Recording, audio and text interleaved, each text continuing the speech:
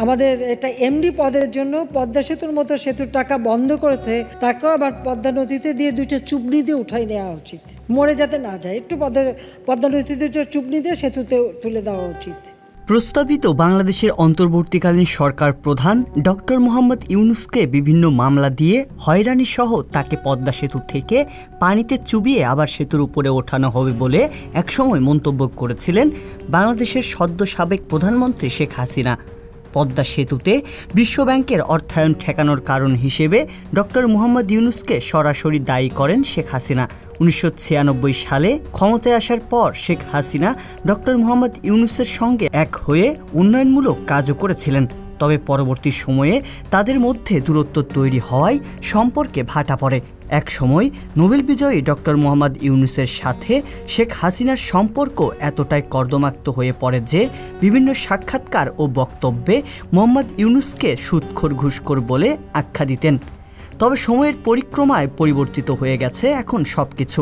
শিক্ষার্থীদের তীব্র আন্দোলনের মুখে দেশ ছেড়ে পালাতে বাধ্য হয়েছেন শেখ হাসিনা, আর শেখ হাসিনার গদিতেই অন্তর্বর্তীকালীন সরকারের প্রধান হয়ে বসতে যাচ্ছেন দিনের পর দিন আওয়ামী লীগ সরকারের দ্বারা নিষ্পেষিত হওয়া ডক্টর মোহাম্মদ ইউনূস।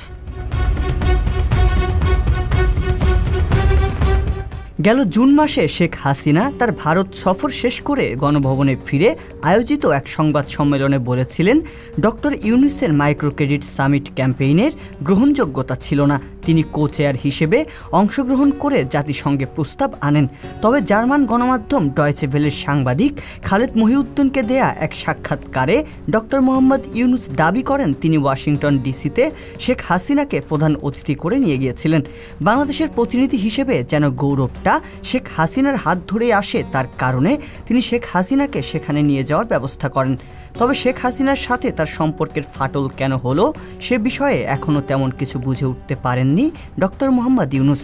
তিনি বলেছিলেন তার নাম শেখ হাসিনার সহ্য হয় না, তাকে সুদখোর না বললে শেখ হাসিনার তৃপ্তি আসে না। অবশ্য যে পদ্মা সেতুর অর্থায়ন নিয়ে ডক্টর মোহাম্মদ ইউনূসের উপর চড়াও হয় আওয়ামী লীগ সরকার ও শেখ হাসিনা, সে বিষয়ে ডক্টর মোহাম্মদ ইউনূস বলেছিলেন পদ্মা সেতুতে বাংলাদেশ যেন বিশ্বব্যাংকের ঋণ না পায় তার চেষ্টা করেছিলেন তিনি, তা হাস্যকর একটি অভিযোগ।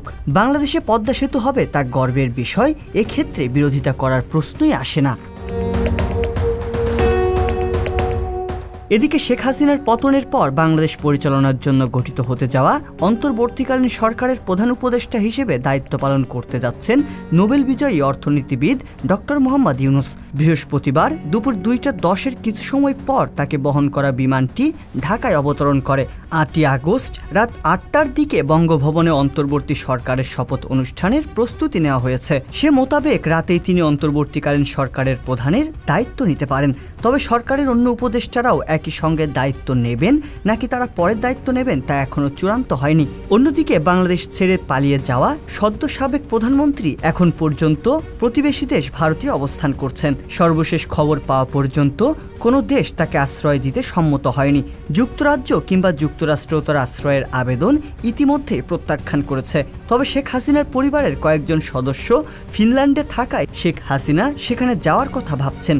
বিবেচনায় রয়েছে বেলারুশ, কাতার, সৌদি আরবও।